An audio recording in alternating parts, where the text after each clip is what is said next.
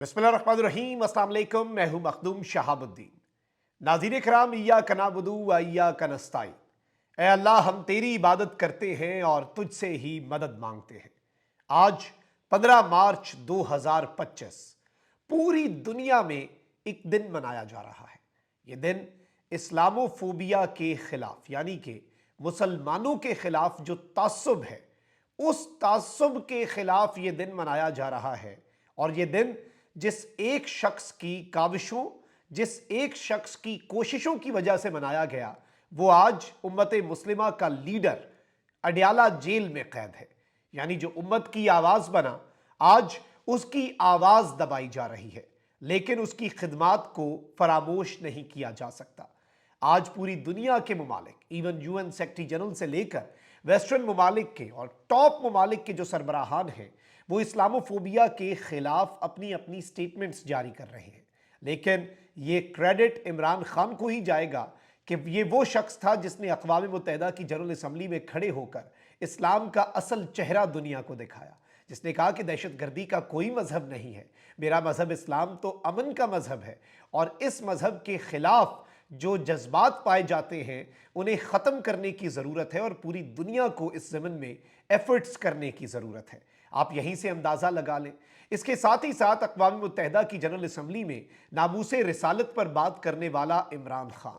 और हुजूर अकरम सल्लल्लाहु अलैहि वसल्लम से पूरी मुस्लिम उम्मा की जो मोहब्बत है, उसे दुनिया को समझाने वाला इमरान खान कि जब आप इनकी तौहीन करते हैं तो हमारे दिल कितने दुखते हैं। अक़वाम मुत्तहिदा जनरल असम्बली में इय्याका नअबुदु व इय्याका नस्तईन और ला इलाहा इल्लल्लाह की सदाएं बुलंद करने वाला इमरान खान। आप ये देखें नाज़रीन किराम के यहाँ पर पाकिस्तान में पिछले 3 साल से उस इमरान खान के साथ क्या कुछ नहीं करने की कोशिश की गई। उसके ऊपर करप्शन के इल्ज़ामात लगे, उसके ऊपर इंतशार के इल्ज़ामात लगे, उसके ऊपर इद्दत जैसा घटिया तरीन केस जो कि इस्लामी तारीख़ में आज तक ऐसा गंदा केस नहीं बनाया गया, वो घटिया तरीन केस भी बना दिया गया। यानी कोई ऐसी चाल नहीं थी जो इमरान खान के खिलाफ चली नहीं गई। लेकिन हर चीज़ में जो इमरान खान को माइनस करने के लिए इक़दामात किए गए, आप ये देखें कि उनमें से कोई एक चीज़ भी क्या कारगर साबित हो सकी।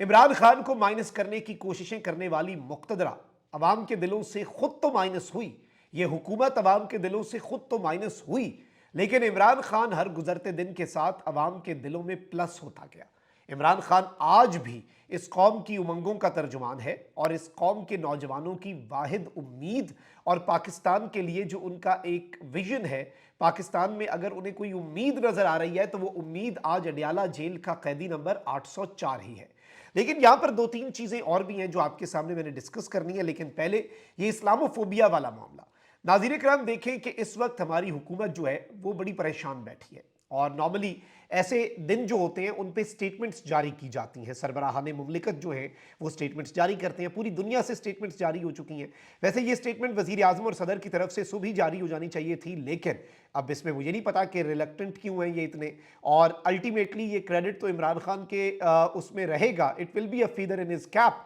और मैं ये समझता हूं कि इमरान खान की एक यही एक खिदमत पॉलिटिक्स में, वरना तो निजात के लिए ना इमरान खान के शौकत खानम ही काफ़ी है, लेकिन अगर पॉलिटिक्स में आप देखें और आलम इस्लाम के तनाजुर में देखें, एक इतने बड़े कद काठ का लीडर आज बेशक जेल में बैठा है, लेकिन आज उसके उठाए गए इक़दामात और उसकी वजह से जो दिन मनाया गया, आज पूरी दुनिया वो दिन मना रही है, और पूरी दुनिया के बड़े बड़े लीडर्स जो हैं वो इस्लाम की ट्रू इमेज के ऊपर अपने बयानात जारी कर रहे हैं। ये कितनी बड़ी चीज़ है, आप इस सादत को समझें, क्योंकि ये काम इमरान खान ने खुद नहीं किया। मेरा ये यकीन है कि ऐसे काम जो है ना वो अल्लाह की ज़ात लेती है, वो खुद नहीं किए जा सकते, ये चूज किया जाता है, मुंतखब किया जाता है, तौफीक दी जाती है। वरना कितने ही हमारे रहनुमा हर साल अक़वाम मुत्तहिदा की जनरल असम्बली में जाते हैं। कुछ लोग तो जब जाएं तो वो कलभूषण का नाम लेने से डरते हैं, वो बाकी बातें क्या करें। भाई ये जिगरा किसी किसी में ही होता है। और फिर रहमतुल आलमीन अथॉरिटी बनाई इमरान खान ने,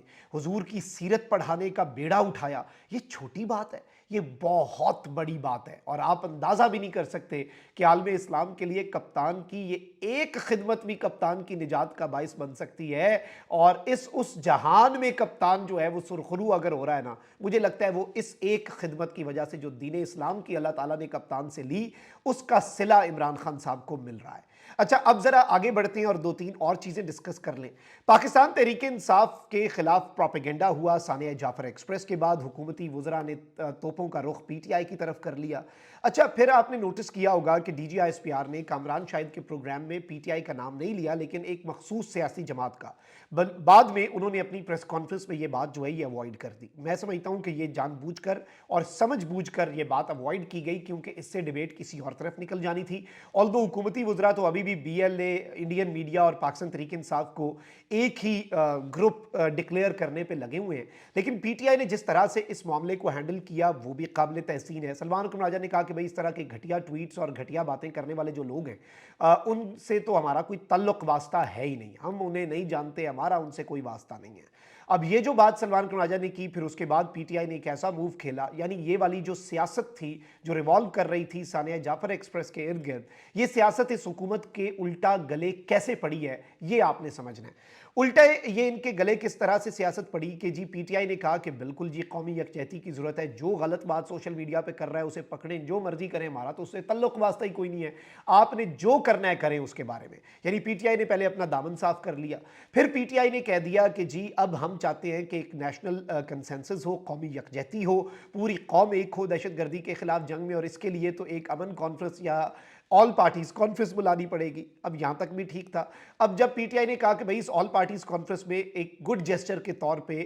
عمران خان جو ہے اسے رہا کرنا پڑے گا پیرول پہ تاکہ وہ اس کانفرنس میں شرکت کرے، آئی تھنک کہ یہ گیم چینجر موو ہے، اور ویسے اس میں حقیقت بھی ہے۔ دیکھیں، اگر آپ پوری قوم کا یہ چاہتے ہیں نا کہ پوری قوم اس دہشت گردی کے خلاف جنگ میں کھڑی ہو جائے ایک ہی پیج پہ، تو اس پوری پزل کا جو مسنگ پیس ہے وہ ایک ہی شخص ہے، اور اس کا نام ہے عمران احمد خان نیازی، اڈیالہ جیل کا قیدی 804، جو 95% پاکستانیوں کی محبت ہے، ان کی عقیدت ہے، ان کا جنون ہے، ان کی سیاسی امید ہے، اور جو لوگ اس سے جتنی والہانہ عقیدت اور محبت رکھتے ہیں، جب تک میں آپ کو بتا دوں آل پارٹیز کانفرنس ہو، اس میں عمران خان صاحب شرکت کریں، عمران خان صاحب اس اعلامیے سے اتفاق کریں کہ جی پوری قوم دہشت گردی کے خلاف جنگ میں ایک ہے، اور اس کے بعد خان صاحب جیل چلے جائیں واپس، پیرول پہ بے شک رہا ہو جائے، آپ اندازہ بھی نہیں کر سکتے یہ قوم کپتان کے اس ایک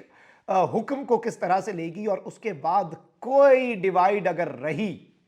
تو آپ اندازہ نہیں کر سکتے کہ چانس ہی نہیں ہے ڈیوائیڈ کا۔ لیکن اب حکومت کی چیخیں بلند ہوگی، کیونکہ اس حکومت کا پورا کیپٹل جو ہے وہ اس بات کے اوپر ڈیپینڈنٹ ہے کہ پی ٹی آئی اور اسٹیبلشمنٹ کی لڑائی ہو۔ پی ٹی آئی نے جو ابھی موو کیا، اور اس سب کے اندر پھر آپ دیکھیں کہ جوابی ایک دن کامران شاہد کے شو میں D G I S P R آئے، انہوں نے مخصوص سیاسی جماعت والی بات کی، اگلے دن پی ٹی آئی نے کہہ دیا ہمارا کوئی تعلق نہیں، اس سے اگلے دن D G I S P R نے بھی کہہ دیا، اس حوالے سے بات ہی نہیں کی۔ اور میں ہمیشہ یہ سمجھتا ہوں جب آپ نے پالیٹکس اور ان معاملات کو انالائز کرنا ہوتا ہے کمیونیکیشن میں بھی، تو آپ یہ نہیں دیکھتے کہ کس نے کیا کہا، آپ یہ بھی دیکھتے ہیں کہ کس نے کیا نہیں کہا۔ تو D G I S P R کا پی ٹی آئی پر پریس کانفرنس میں بات نہ کرنا بھی ایک میسج ہے، لیکن اب اس سب کے اوپر حکومت ایک سپوائلر کا کردار پھر سے ادا کرے گی، کیونکہ ان کے لیے قومی یکجہتی کیا، ان کے لیے نیشنل انٹرسٹ کیا، یہ اپنے 1.5 پاؤ گوشت کے لیے پورا اونٹ ذبح کرنے پر ہمیشہ تیار رہتے ہیں۔ تو یہ اب چیخیں گے، اور ان کی چیخیں آسمان تک جائیں گی کہ پی ٹی آئی کہیں اس سب کے اندر قومی دھارے میں کی سیاست کے اندر اسٹیبلشمنٹ اور ساری پولیٹیکل پارٹیز کے ساتھ ایک پیج پہ نہ آ جائے۔ لیکن دیکھیں یہ معاملہ نیشنل انٹرسٹ کا ہے، اور اس میں یہ چیزیں ہونی چاہیے جو پی ٹی آئی کہہ رہی ہے۔ تو دیکھتے ہیں اب حکومت اس معاملے کو خراب کیسے کرتی ہے، کیونکہ یہ خراب کرنے پہ تل جائے ہیں، اور they have started their work. اپنا بہت خیال رکھیں، اللہ نگہبان، پاکستان زندہ باد۔